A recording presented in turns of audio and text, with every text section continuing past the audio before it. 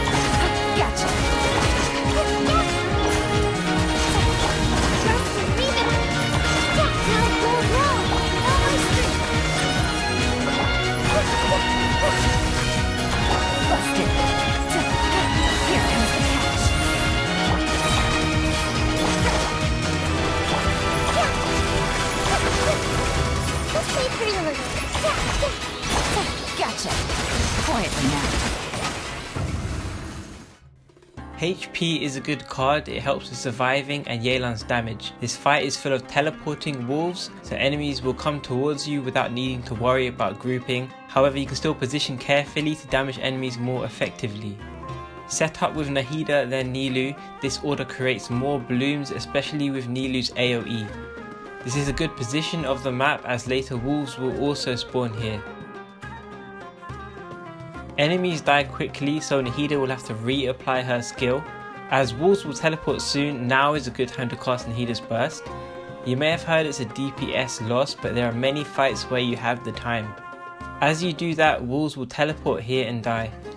The big guys will start spawning and you'll already be close. Make sure to recast Kokomi's skill or Nahida will lose too much HP. The wolves will start teleporting soon, don't forget to recast all skills. Now just finish them off, but it's important to keep switching back to Nahida, we need her Dendro application.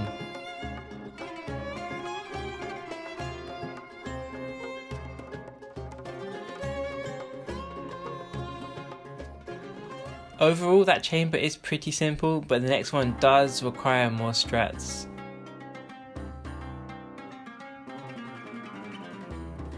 First tip, you can just press Nahida's skill. Watch out for these two lances, if you get unlucky, they can just ram into you during the setup.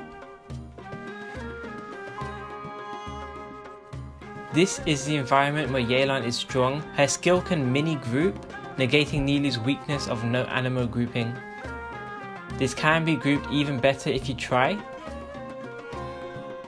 Using Nahida's skill here can make the next enemies run towards you a little. This helps Yelan group even better. Refresh the team's skills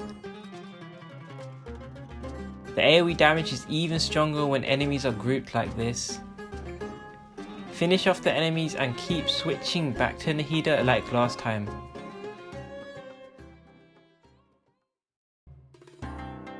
The last fight is a boss, so it is much longer than the previous fights. Drake will fly up fast, so I only partially set up. Again, another chance to use Nahida's burst. Hit the weak spot in the middle. Cast Yelan's burst as Drake falls. Yelan's sack bow activates, so go back to her quickly and use the skill again. For these longer fights, you have to mentally keep track of cooldown timings. I know Nilou's skill will be back after 9:38 on the timer.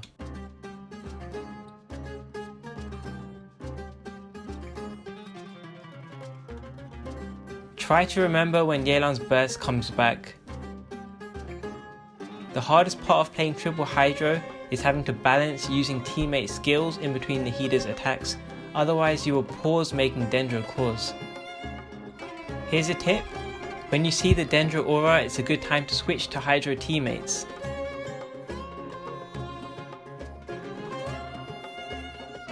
And that's it, 99 seconds total. Hopefully that was educational. You can slow down the speed in YouTube if it helps.